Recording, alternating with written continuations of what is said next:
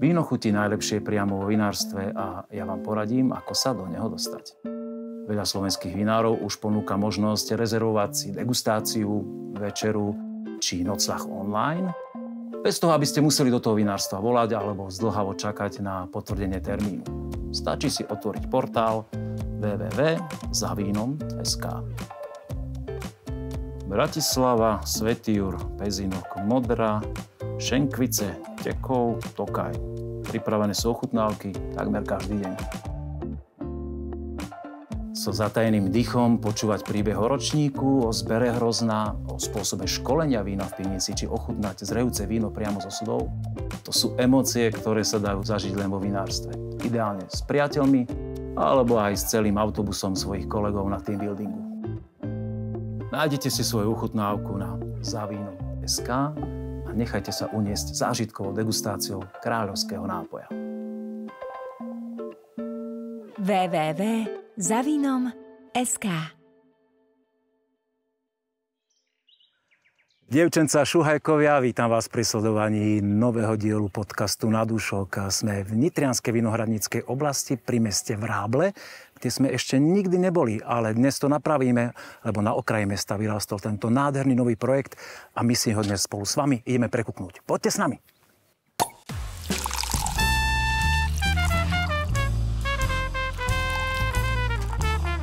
Na dúšok s Petkom. Stavba vinárstva u mne vložená do svahu je organickou súčasťou Viničnej hory, ako keby tu stála odjak živa. Opak je však pravdou. Elegantná a modernosť vyžarujúca stavba je na slovenské pomery naozaj unikátna a veľkolepá. Na prvý pohľad vidieť, že investor bol veľkorysý a podporil odvážnu víziu architekta tak, aby sa u návštevníkov, ktorí zbadajú naživo toto dielo, dostavil efekt wow. Pýchou tohoto projektu je veľká ucelená plocha revitalizovaného vinohradu v riadkoch rovných ako čiara na futbalovom ihrisku, ktorý je vysadený na kombajnový zber. Všetko je nadizajnované tak, aby sa cesta obratého hrozna od zberu po vyloženie do násypky počítala v minútach a nie v hodinách. Výhľad z terasy vinárstva na Vráble, vychýrená reštaurácia a poctivé víno z regiónu je koktail, ktorý je precízne namiešaný a boduje u vínomilcov aj u odbornej verejnosti. Páni, som veľmi rád, že nám takto fantasticky išlo počasie, lebo po tých dlhých dohadovaniach termínu sme naozaj vychytili záver zberu ročníka 24 a nádherné slnečné počasie. Ahoj Marián. Ahoj. Ahoj Jožko. Ahoj. On ťa vyrušil pri vzácnej chvíli. Vidím, že sa ako enológ a technológ hlavný vinárstva toho chopil na prvú. Môžeme? No môžeš, kľudne. Ja ešte len k tomu poviem, že no sekni teda, poď. Wow. Máš nejaké skúsenosti, to je tak vidieť. Keď ľudia budú počuť nejaký cvrkot okolo nášho rozhovoru, tak je to tým, že finalizujete akurát. Ste vo finále zberu ročníka 24, takže je to možno, že tu prebehne okolo nás kombajn, traktor alebo nejaký dodávateľ, ja neviem čo. V každom prípade je tu cvrkot ako v uhli, ako sa hovorí, ale ten cvrkot taký pracovný. Napriek tomu ste si našli čas, čo som veľmi rád. A vidím teda, Jožko, že vieš, ako sa majú vítať hostia vo vinárstve. Tak nám prosím predstav víno a rád si s vami štrngujem, páni. Takže, vítaj u nás vo vinárstve Predium. Ďakujem. Pripijame si vlastne našim sektom, ktorý je robený klasickou metódou. Pomer klasický jak šampáň, 80% Chardonnay, 20% Rula modrý na bielo. Je to ročník 21, je vyzrievaný minimálne 18 mesiacov v pivnici, potom nasledoval odstrel. Takže... Dobre, už sme si štrngali ešte raz. Ako na to zabudnú. Ďakujem. Budem úprimný. Sme tu veľmi skoro ráno, aby sme zastihli to hlavné, čo sa deje vo vinohrade. Keďže hrozno má byť veľké skôr, ako sa oteplí vzduch, tak nie som úplne zvyknutý raňakovať sekt. Ale dá sa na to zvyknúť. Áno, je to veľmi príjemné v každom prípade. Pekný, nazretý, zaujímavý, toto mám rád také, že je tam cítiť tá vyzretosť už. Aj biskvit, veľmi pevná, prísna kyselina. Toto mám rád. Páni, toto vinárstvo má veľmi krátku dobu svojho rozletu za sebou a vyrastol do veľkých výšin. Vy ste tu obidvaja prakticky od začiatku. Ty ty v pozícii enológa, Mária v pozícii vinohradníka. Čo bolo skôr? Ten zámysel, alebo vinohrady ste vysadili, až potom sa stávalo? Začalo to tým, že kúpil sa tento pozemok, ktorý je za nami. Spravili sa rozhory pôdy až na mikroprvky vyhnojené. Sadenice tie sme si objednali z renomovanej rakúskej škôlky. A vysadili sme odrody, typické pre tento región. Máme dokopy 306 hektárov vinohradov. Všetko obnovené, zrekultivované. Máme dve strediská. Jedno máme v Obrábloch, ktoré je za nami, a druhé máme v Tehle. A všetky vinohrady, všetky máme v ekologickej produkcii. Čiže to bolo tak stanovené od začiatku, áno, že idete hneď do eko. Áno, to bol zámer. Lebo robili sme tu rôzne akcie na začiatku. Najprv sme boli v integrovanej produkcii a ľudia sa na to pýtali. Takže išli sme do tej ekológie. Ako by som povedal, je to náročnejšie na ľudskú prácu. A trošku aj risk na začiatku, nie? Akože bola to odvaha. Je to riskantné celou výmerou ísť do ekológie. Ale podarilo sa. Jožko, ty ako technológ? Tak som to od začiatku... Vyšiel si už na hotové, keď stavba stála, alebo si ešte ukladal tie hličky? Vôbec nie. Ja som sa prišiel roku 2020 na jar, čiže prvú kampaň sme robili na jeseň 2020. Samozrejme, toto bolo ešte taká polostavba, ak by som nazval. Kolaudovali sme tú výrobnú časť v lete 20, tesne pred zberom. Čiže robili sme tu všetko vo vinohrade, na stavbe a už postupne sme sa rozbehli.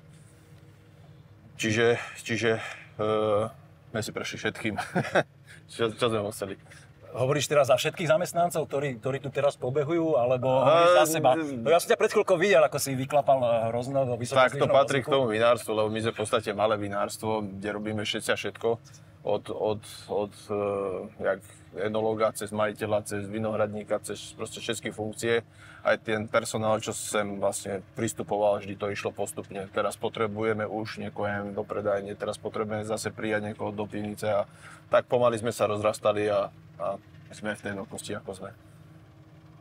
Aký to je objem? Chcete o tom hovoriť, že koľko teraz spracujete? Tých 36 hektárov znie ukrutne veľa, naozaj všetko vy spracujete? Alebo aj nejaké hrozno ide od vás preč? Spracujeme, máme jedného ešte renovovaného dodávateľa.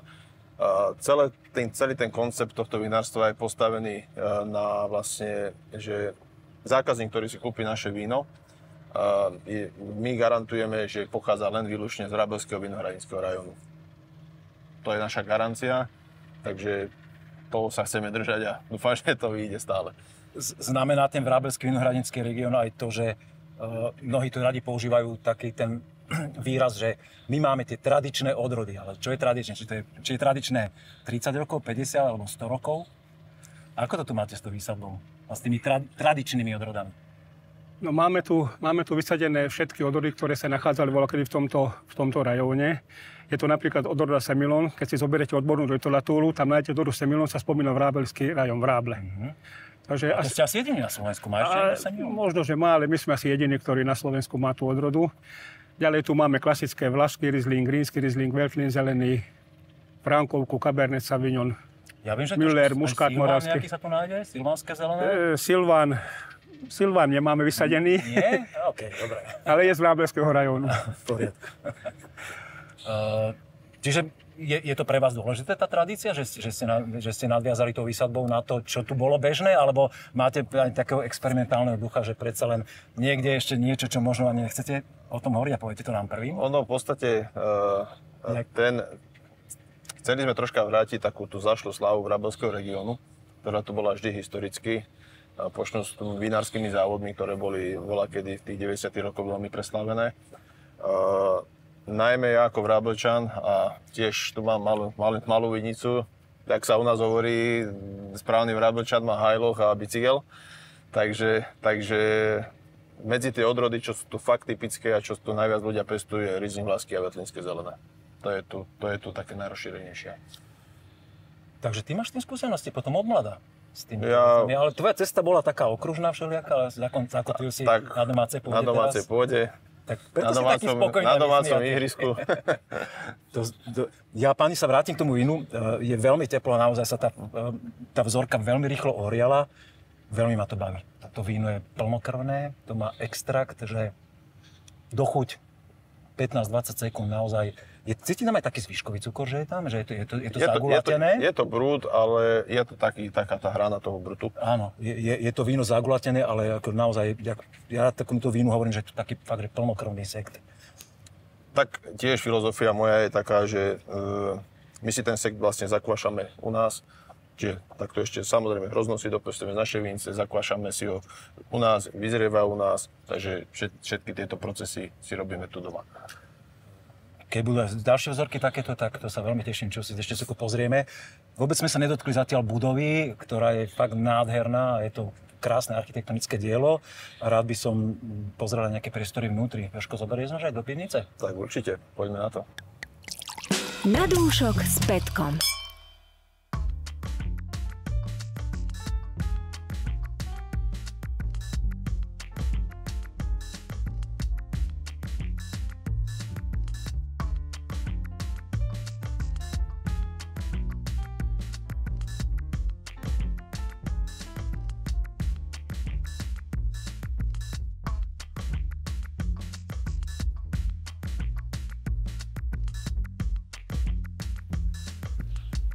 Prechodom z Vinohradu do vnútra budovy sa vymenili osoby a obsadenie, ale Milan. Čau, Milan Tešil. Takisto. Ja som bol zvedavý hlavne na to, čo sa skrýva tu v budove, lebo zvonku vyzerá naozaj úžasne a ty asi od tej budove vieš niečo úplne od píky, odkedy existovala ešte len nakreslená v nejakých plánoch. Porozprávaš nám o tom, prosím ťa? Tak áno, bolo to dosť náročné, nakoľko spoločníci ma zavolali do Bžeclavy z návrhom vináctva. A keď som to zbadal, tak som ostal trošku zaskočený, lebo bolo to niečo nádherné. Celé vináctvo nám projektoval inžinier Radoslav Rusnák z Pezinka. O toto bolo jednoduchšie, následne všetky tie úpravy, ani ich moc nebolo treba, lebo vyrába sám víno. Je výrobca vína, takže presne vedel, čo chceme robiť. Prvátna taká tá požiadavka bola na gravitačné spracovanie, čo sa aj podarilo a postupne sme dospeli k tomuto nádhernému projektu. Momentálne sa nachádzame v Klembovej pivnici. Je postavená v takom betónovom skelete, betónovom odlievanom skelete a využili sme staré tehly, ktoré pochádzajú zo starých domov búračiek, čiže chceli sme zase dať zmysel života aj starým tehlom, aby neskončili niekde na smetisku, ale sme ich očistili. Sú tu tehly okolo roku aj z 1910-20, takže sú to všetko staré očistené tehly. Mne to chytilo taký historický šmaram. Naozaj, keď sem človek príde, cíti sa ako naozaj z tej pivnici, že ten betón je síce s prievodným znakom tých technologicky čistejších častí vinárstva, ktoré musia byť, ale tu... Áno, vlastne je to... Barikárne poriadne, jak má byť? Je to kombinácia nových technológií so starými technológiami. Chceli sme spojiť niečo staré s novým a dať vlastne ešte šancu na život starým veciam. Prepojili sme moderné so starým. Koľko rokov to trvalo, odkedy existoval projekt, kým tu stála stavba? Hovorili sme si, že v 2020 ste spracovali prvú. Áno, projekt... Začali sme tak, keď mám byť úprimný, v roku 2014 vznikla taká prvá myšlienka. S chalanmi na Morave sme sa stretli po dlhšom čase. Popili sme trošku moravského vínka, už sa ale opakujem, viackrát som to že hovoril, ak to celé začalo, niektorí si myslia, že si to vymýšľam. Popili sme trošku vínka, že či nejdeme niečo spolu robiť a vieš, ako... Ja som zase taký človek, keď dám ruku, čo som bohužiaľ ten večer dal, alebo chvála Bohu, teraz neviem, ako to mám nazvať. Ja myslím, že B je správne. B je správne, len keď si spomeniem spätne, čo nás čakalo 6 rokov, takže chvála Bohu. No, tak sme sa dohodli, že niečo by sme vydumali spolu na Slovensku. Asi za 2 dní mi volal spoločník Karel, že teda, či ideme do toho. A ja som si myslel, že mi nezavolá proste, že to tak len sme sa... Čo sa udeje v sklípku, ostane v sklípku, no ale už som dal na to slovo, dal som ruku, takže pustili sme sa do toho. Taká naša myšlienka bola nájsť nejaký starý vinohrad a ten obnoviť. Zhodou okolností sa predával jeden starý vinohrad v katastri obce Tehla, ktorý, keby sme boli v poslednej chvíli zachránili, tak by bol vykočovaný.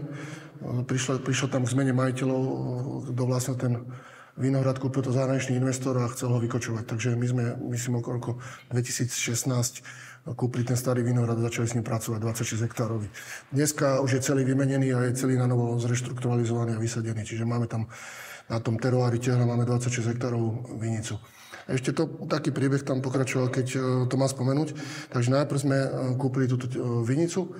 Následne sme vo Vrabloch našli tento nádherný pozemok, ktorý sa nachádza na Vrabelskej viničnej hore. Toto je konkrétna časť hory Prédium sa nazýva, Dolné Prédium. Konečne sa k tomu dostali. Konečne sme čo znamená Prédium? Čo dostalo také... Prédium. Takže Prédium je historický názov zemepisný časti Vrábelskej viničnej hory, ktorá sa skladá z viacerých názvov. Horný Dušnok, Dolný Dušnok a jednou z týchto častí je Dolné Prédium. A keď pozerám, že váš pozemok a teda tie vinohrady sú obkolesené tými hajlochmi tradičnými, tak naozaj je to miesto, kde sa asi áno, je to historicky boli vinohrady a vyrábalo víno. Historicky tu bola prvá taká rozľahlejšia vinica, myslím, že okolo 10 hektárov mala, kde sme práve my, vysadená od pánom Šikom, miestnym statkárom alebo takým miestnym prvým podnikateľom. Začal vysádzať v roku 33 a myslím, že v 36. ukončil výsadbu. Čiže to bola taká historicky veľká vinica. Bola celá vysadená na hlavách, čiže na tých klasických koloch. Aj si mohol vidieť u nás na streche, nejakú takú časť sme tam nechali, aby ľudia videli, ako sa to robilo historicky. A potom tá vinica bola v 80. rokoch vykočovaná, že sa bude znova obnovať, ale ak prišlo historickým zmene režimu, tak ostalo tu prázdne pole, iba čisté pole. Pred chvíľou si spomínal, že vaše vinárstvo je kombinácia starých a nových technológií. Robíte tak aj víno? Vy kombinujete staré a nové technológie? Alebo je to moderná? My sa snažíme spracovať víno novými technológiami. Myslíme si, že mám aj taký svoj názor na také tie staré technológie. Stále sa to posúva dopredu, ale ja som zastancom, že treba používať nové technológie. Chceme to mať všetko pod kontrolou a sklbiť to moderné a využiť potenciál toho hrozna. A môžem si to overiť? Tejto vzorke, čo si prichystal? Jasné. Tak nám ťa predstav teda, že... Predstavím ti vínko Savignon. Je to ročník 23, pochádza z našej vinice, čo máme katastri obce Tehla, čiže z Tehlianskej vinice. Vinica bola znovu obnovená, myslím, že v 2019 sme robili túto výsadbu. Takže ja ti takto dám aj po sebe.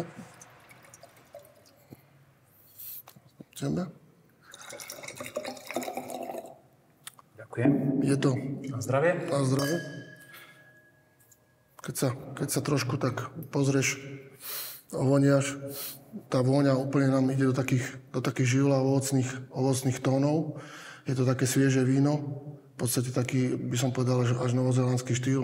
Žneme s ním strašne veľa úspechov a toto dokonca za chvíľočku už budeme mať vypredané, takže čakáme na nový ročník. Farba je taká zlatisto-žltá a keď si ho dáš na jazyk, tak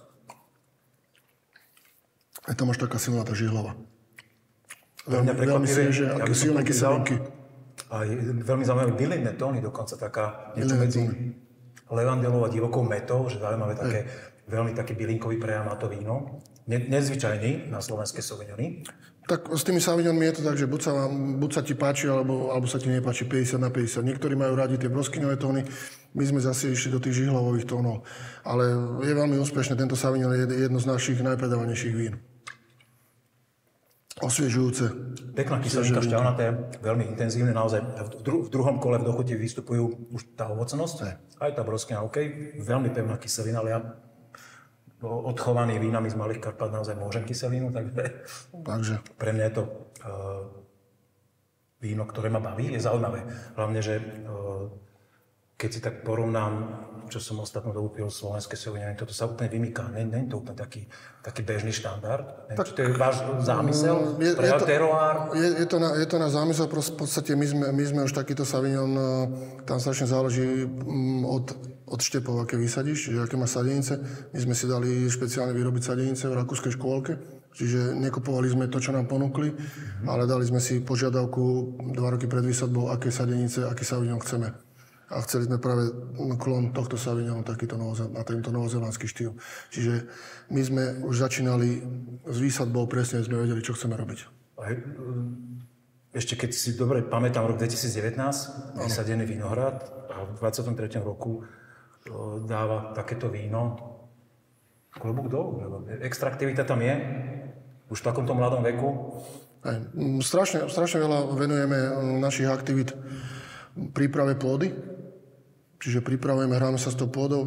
Asi si už aj videl, máme zabilinené tie medziradia. V podstate oživujeme znova tú pôdu, vraciame do nej život. Strašne veľa prostriedkov finančných aj celej energie venujeme pôde, lebo myslíme si, že tam v pôde, pokiaľ je pôda živá, zdravá, tak aj vinohrad bude živý, zdravý. To je taký náš základ a myslíme si, že cesta každého vynikajúceho vína začína vo vinohrade. Ja by som to týmto bonmotom túto scénu úplne skončil, lebo všetko mne bolo povedané. Vy máte ešte jednu veľmi zaujímavú tému, ktorú navonok dávate na známosť svetu a že sa veľmi intenzívne venujete food dining, čiže párovanie jedla s vínom, že máte vynikajúceho šéfkuchára, ktorý tu naozaj robí veci, kvôli ktorým sa tu schádzajú ľudia zo širokého okolia a ja by som rád s ním hodil debatu a nejak podebatoval. Snažíme sa, musíš dať dneska ľuďom, pokiaľ chceš, aby prišli na vinárstvo, samozrejme už dneska im nestačia nejaké syrové misy, potrebujú dostať niečo viac, preto máme tu Romana Borovského, nášho šéfkuchára a ja to hovorím tak naopak, že my k vínu parujeme jedlo. My to robíme trošku opačne. Ideme si to ochutnať. Na dúšok s Petkom.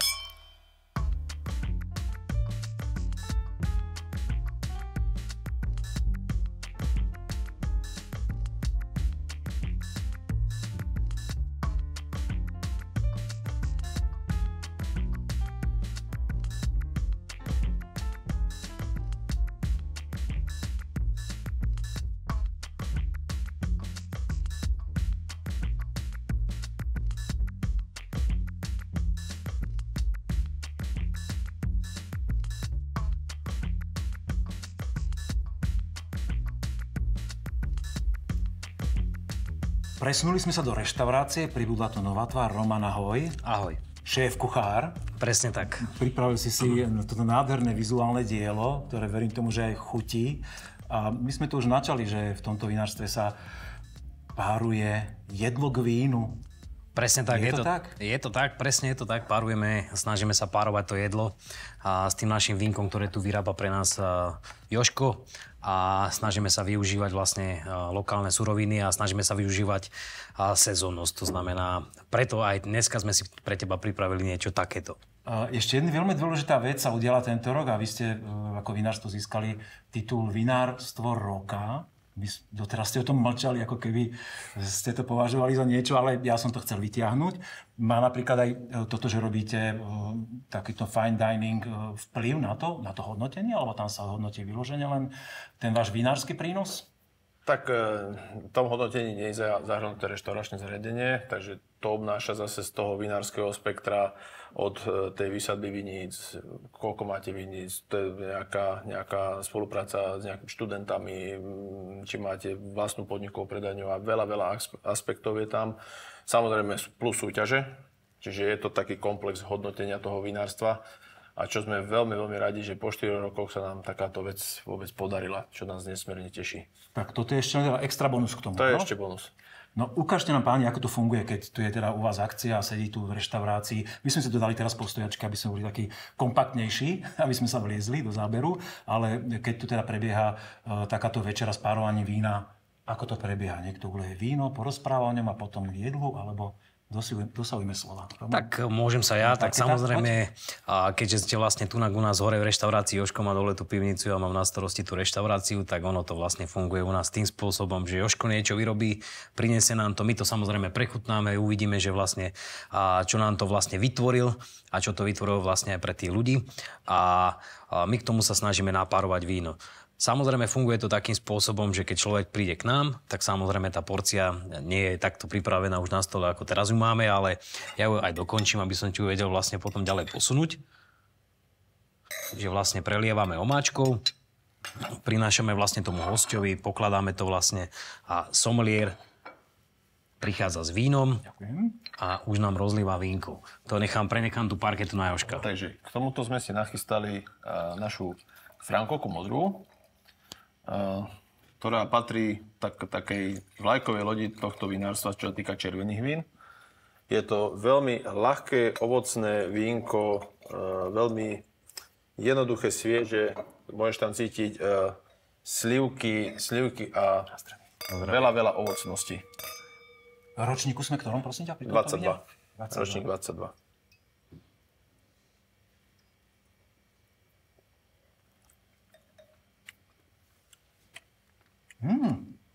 Není robená vyslovene na ťažko, je to skôr na ten ľahší štýl, aj fermentácia. Krásna šťavnatosť.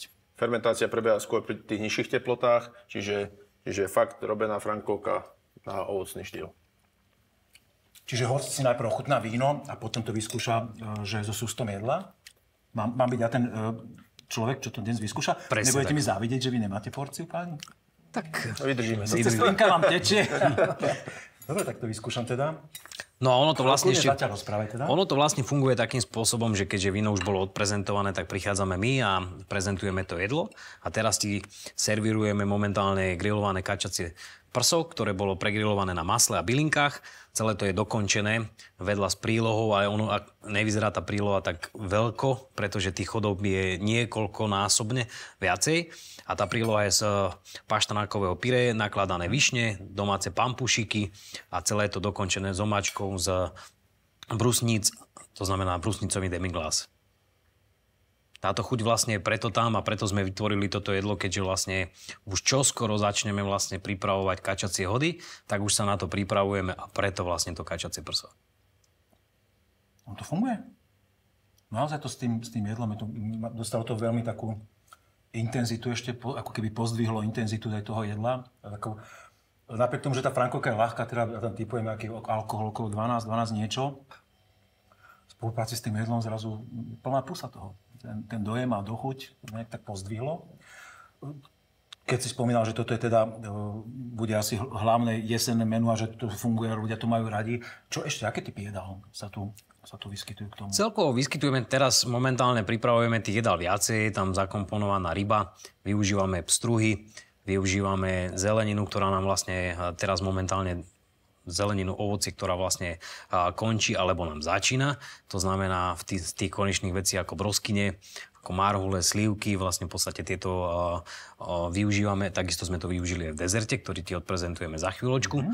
A z mesa, čo sa týka, tak z červeného využívame vlastne farmárske veci z Pavlíc, to znamená pavlické stejky, vynikajúci bitúnok, ktorý nám vlastne dodáva to hovädzie mäso tradičné slovenské, ktoré je veľmi silné a chuťovo výrazné, by som povedal. Je pre vás nejaká taká v širších súvislostiach lokálnosť dôležitá? Ja si myslím, že áno, tých 90% určite áno. Tých 10% samozrejme sa to nedá úplne. Ryby sa tu asi moc nedajú chytať, či? Tak máme tu vlastne rybára Ferryho, ktorý je vlastne dole tu vo Vráboch. To ani nepoznám, super. Tak je to taký no name, ale samozrejme my mu to meno pomaličky tvoríme a budujeme. A väčšinou, čo sa týka vlastne týchto rýb, tak využívame slovenské ryby a nepoužívame nejaké zahraničné. Čo sa týka špeciálnych večerov, tak vtedy áno, vtedy si dovolíme využiť tie zahraničné ryby. A ako často sa sem dá dojsť na takýto fine dining? Akú tu má frekvenciu tie večery, alebo aj obedy sú to, alebo len večere? Len večere, vlastne fungujeme čisto na večernej báze a fungujeme vlastne od stredy do soboty, od 18. hodiny do 22:30 a vždycky je to robené tým, že človek si musí zavolať. Rezervácia je u nás nutná z toho dôvodu, aby my sme presne vedeli pripraviť takúto porciu alebo vám a ostatným, aby keď prídete k nám, tak aby ste dostali plnohodnotnú, kvalitný servis, plnohodnotné jedlo, aby všetko hralo tak, ako má. To znie veľmi zaujímavo. A robíte k tomu ešte nejaké špeciálne eventy? Teda, akože by to bolo nejaké oddelené tematicky od tohto bežného streda až sobota? Tematicky večery máme kopec. To vždycky hovorím tým ľuďom, sledujte naše internetové stránky, vždycky sa dozviete viacej, pretože tých tematických večerí pribúda vždycky od toho nového roka začíname a končíme vlastne nejakým tým novembrom, potom už pomaličky ten december si nechávame pre vianočné večierky, samozrejme. Čiže vlastne tiež firemné večierky tu organizujeme ako bežnú vec a s týmto, čo si sa pýtal, tak v podstate tých tematických večerí je ako morský večer, ako stejková noc, kurmán, potom teraz možno pravdepodobne, čo skoro bude aj talianska, ale to ešte nebudeme prezrádzať a nebudeme hovoriť dátum, lebo... Sledujte internety. Presne tak. a to vlastne budeme pripravovať do budúcna. Kačacie hody, tie budú vlastne trvať nejakú dobu. Takže je to stále, že nezastavujeme, obraciame sa. Jožko, máte dostatok zaujímavého vína, aby ste vedeli pokryť takúto širokú škálu svetových chutí? Určite. Napasovať, alebo to už je pre Romana skôr výzva? A nie. My práve veľa spolu komunikujeme ohľadom tých jedál. Keď niečo vymýšľa nové, tak niečo prechutnáme. Ja potom teda doneseme nejaké vína, ktoré by tomu najviac pasovalo. A tak toto nejako dávame dokopy. Takže nie je to len, že teraz zoberieme fľašku a toto sa tam bude hodiť, ale je to taká tvrdá práca. A teraz, keď zoberieš tú fľašku a s tým dezertom, čo je prichystaná, bude to sedieť, bude to ladiť? Koľko vám trvalo, kým ste túto kombináciu vymysleli? Túto veľmi jednoducho, lebo tento Riesling rínsky, čo teraz ideme lievať, bobulový výber, má vyslovene marhulovú dochuť. Už na prvý dojem a teraz dezert Roman môže odprezentovať. Tak dezert sme si pripravili, je to vlastne trošku taká tradičná vec v netradičnej podobe a využili sme vlastne, keďže marhulový je ten riňáčik, tak my sme sa snažili, aby to nebolo úplne marhulové, ale využili sme broskyňu a broskyňu sme naparovali s čiernym korením makau. To znamená, je to vietnamské korene, preto hovorím, že 90% tradičná chuť, 10%... ešte nepoznám, ale dúfam, že si ochutnám o chvíľku. Makau je vlastne korene, ktoré je také, by som povedal, do citrusova. Každý evokuje mu tradičné čierne korene takú vec, že v podstate, že to bude páliť. Toto nepáli. Je to vlastne tvorené s tým, že to môže byť na sladko, využíva sa v dezertoch a preto sme vlastne tento dezert spravili tak, že je to marhulový knedlík, ktorý bol preliatý espumou, krupicovou. Celé to bolo dokončené listami za broskyň. To znamená taký chips, ako by som to nazval. A na spodu sa nachádza ešte čerstvá broskyňa. Broskyňový chips, áno. Ten je tu taký už... Trošku zvedli, už tu stojíme nejakú... No áno, tak ono cez točenie to nie je prechádzka rúžovou záhradou niekedy. Dôležitá je dlhá príprava, teda ešte po druhýkrát na zdravie. Mám si najprv víno, skúsim to skombinovať s tým. Ak máte, páni, ešte niečo k tomuto, kľudne doplňte informácie. Takže, jak som už predtým spomínal, Riesling rínsky, bobulový výber, sladké vínko, ideálne dezertom tohto typu. No toto je úplne iný štýl vína, ako sme ho teraz chutnali naozaj. Zhruba toto vínko bolo vyzrievané v drevenom sude veľkom 5000 litrov. Bolo to tam zhruba tých 10 mesiacov. Skúsim si to teda nakombinovať s týmto dezertom.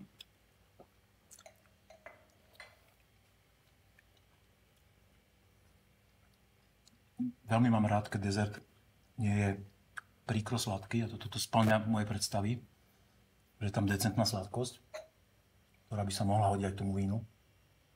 My toho cukru trošku menej využívame v tých dezertoch z toho dôvodu, že v podstate ten človek prechutná tých 9-10 chodov a ukončiť to vlastne nejakou sladkou veľkou bombou nie je niekedy dobre, pretože človek už samozrejme niekoľko tých proteínov zje, skonzumuje, tak preto sa snažíme, aby ten dezert tak trošku ladil a aby ten cukor nebol ten dominantný, ale aby to bolo, že v podstate dezert, ktorý bude taký príjemný, by som povedal, ukončovací v tom večeri. Ja som maximálne spokojný a naozaj ľuďom odporúčam, že toto je veľmi zaujímavá kombinácia. Držím vám palce, nech to baví aj ľudia, nech vynášate také témy, ktoré zaplňa vašu reštauráciu. Ďakujeme. Ľuďmi lačnými po zážitkoch. Ale ja ešte zážitok mám pre toto vinárstvo pripravený. Bude sa týkať teda asi viac Jožka a zavoláme Milana na slepú degustáciu, kde si prechutnáme nejaké vína od iných producentov a som zvedavý, čo o nich poviete. Budem sa tešiť. Slepá degustácia.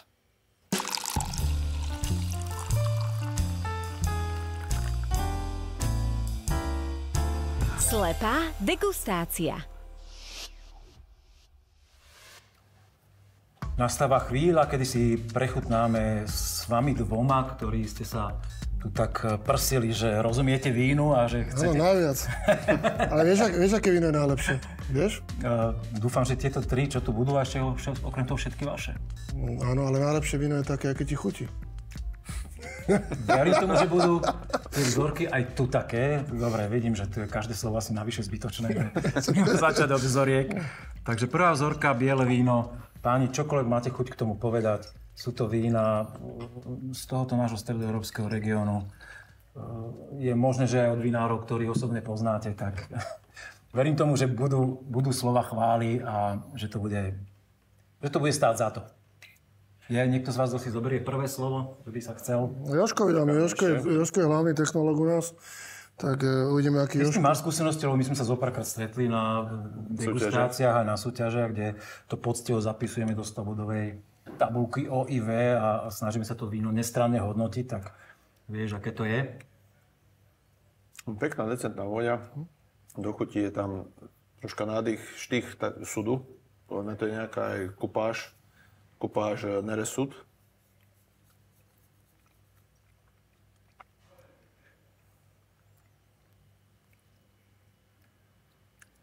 Teba to oslovilo, Milan, to víno? Mňa oslovilo vo vôni celkom pekná vôňa, aromatika. Zaujala ma celkom taká svieža farba. A ak som sa z neho napil, viem si predstaviť, že na také ľahké pitie by som si vedel predstaviť. Mne sa úprimne až také ľahké nezdá to víno, podľa mňa má takých 12,5 až 13 alkohol, že cítim tam celkom pevné telo. Naozaj veľmi pekná, otvorená aromatika, také... Tak možno to aromatiku. Jablko zelené, trošku kvetov nad tým. Je, ale vo vôni hneď pôsobí tak veľmi sviežo a ten... Možno to sviežosťou. S tým sudom je to pôsobí tak ťažšie, ale je to celé svieže, komplexné. Ale je pevné to víno, akože nie je to vyvážené. Vedel by som si predstaviť. Trúfate si niekto aj od rodu? Taktože? Vystreliť? By som tak typol tohto na nejaký Vlašák alebo Trulán biely, niekde tam v týchto vodách. Má to takú nazelenú farbu? Podľa mňa aj veľkým by to mohol chutiť. Ale nie je to v každom prípade našu úlohu, ale pekné víno. Pekné. Keby bolo u vás v pivnici, spokojný by si bol, Jožko, s takouto robotou svojou. Určite áno. Teraz od teba. No dobre. Uvidíme, čo poviete na vzorku číslo 2. Nech sa páči.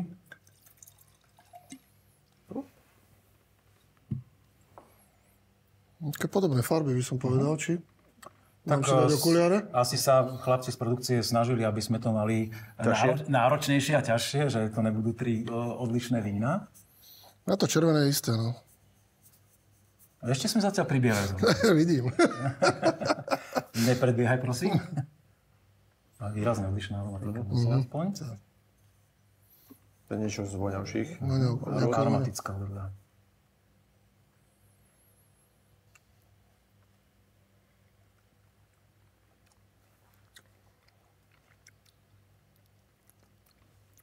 No tu sme už v kategórii asi polosuché, možno až polosladké. Taká hrana. Hrana.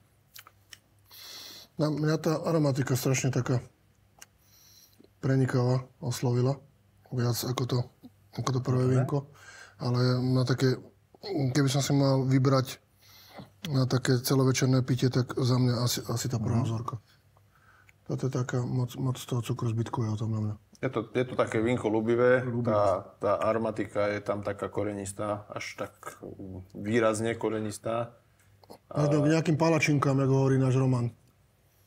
Ale ja myslím, že milovníkom tohto typu vína, aromatické so zbytkovým cukrom, myslím si, že je veľmi dobré.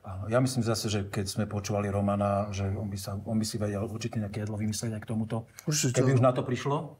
Ale naozaj veľmi ľúbivé pre mňa až taká koncentrácia, až miglová koncentrácia aromatiky, že veľmi taká nabušená.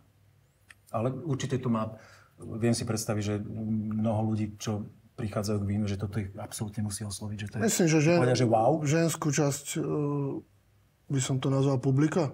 By to určite oslovilo. Okay. Ale to víno pritom má aj šťavnatosť, aj peklo. A ešte, ak teraz sledujem, v čase sa to úplne inak chová, otvára sa to. Lebo z začiatku to troška mi vadilo také, keby bolo zadusené, ale v tom pohári sa to pekne tá aromatika rozvinula. Práve, že veľmi intenzívna aromatika.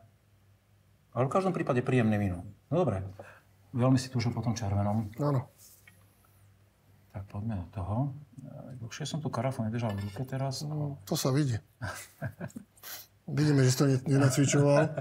Ale nacvičujem pravidelne. Aj keď je pravda, že teda točíme u vás teraz pri finále zberu a nie je to ešte obdobie červených vín, ktoré prichádzajú na rad až tej zime viac. Tak páni, červené. Je zámerne trošku podchladené, lebo naozaj ešte dnes je taký pekný a teplý deň.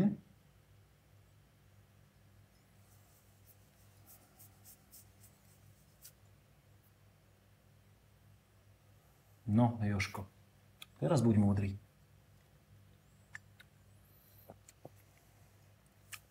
Vôňa pekná čokoládka, taká zadýmená vôňa. Príjemná aromatika pre mňa, osobne. Nie je tým, jak Frankovka, čo sme mali u Váša. Toto je výrazná práca so sudom. Veľmi výraznejšia. Aj koncentrovanejšie, alkoholickejšie to víno. Také fakt, že vyzretý materiál. Minimálny zbytkový cukor. Podľa tej chuti. Milan zostal chvíľku bez slov. Všimol si to víno ho určite zaujalo teraz. Hľadá to správne. Je to také zložitejšie vínko na mňa.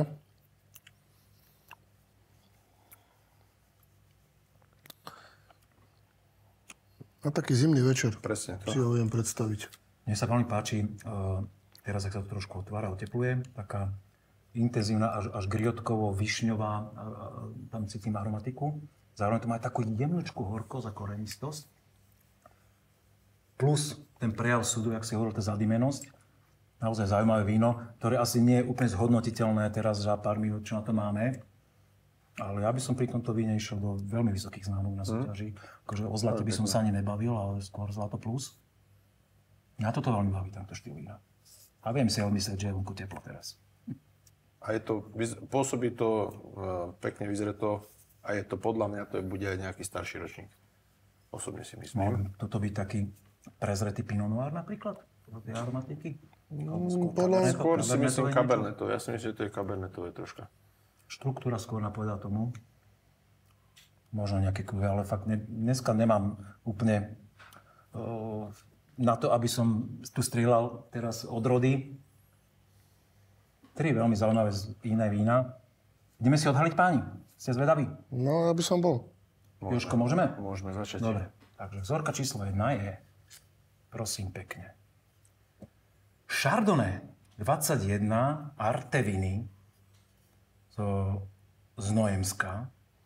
13,5 alkoholu. No, si pravdu s tým alkoholom. Zmiatla ma tá aromatika. Áno, áno. Teda, ale Chardonnay by som ja... Ja som tam bol rulanského typu. Teraz to je také krémovosti trochu. Teraz, hej, jak si to povedal už úplne. A ja sa to muselo trošku oteplať. Dobre, vzorka číslo 2 je Svätý Urban Premium Tokaj & Company. A to je, páni... To je značkové, to bude kube. Počkaj.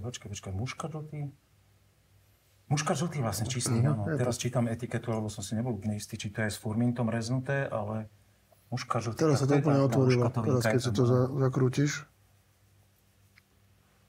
Ale teda, ja by som na prvú Tokaj ani náhodou z tohto netypol. A je pravda, že s muškatom žltým z tej oblasti sa nestretám úplne bežne, ale si tiež. Nie je to víno, ktoré by ste mali bežne na stole. No a červené víno, ktoré je naliate v karafe, a to je kontrolná vzorka, je... Tak páni, vaša parketa. Frankovka modrá, 2021, Mrvá Stanko, ktorú nám dodal partner podcastu Wineplanet.sk, Wineplanet.cz. Ďakujeme, pekná vzorečka. Vôbec sa to nepodobá tejto vašej Frankovke? Tak je to úplne... Vy takýto štýl? Frankovky? Tiež si myslíš, že to je také gravitačne urobené, jak to máte vy? Čo sme ešte nespomenuli. A čo veľmi dôležitá téma v vašom vinárstve. Áno, troška ešte zakúsne do tejto témy. Tomu spracovaniu nášmu. My tu máme využiť tie gravitácie, čo tak laicky povedané je, že vlastne ten rmúd a muž neprichádza do styku s čerpadlami až v samotnej pivnici, keď sa odkaluje. Čiže my na streche hrozno meleme, ide samospádom rovno do lisu, samospádom rovno teče dole zase do hlavnej pivnice, kde už následne... Správne usmiernené to hrozno. Tak využívam maximálne svah tohto vinárstva, takže aj z tohto technologického hľadiska máme troška takú inú výhodu.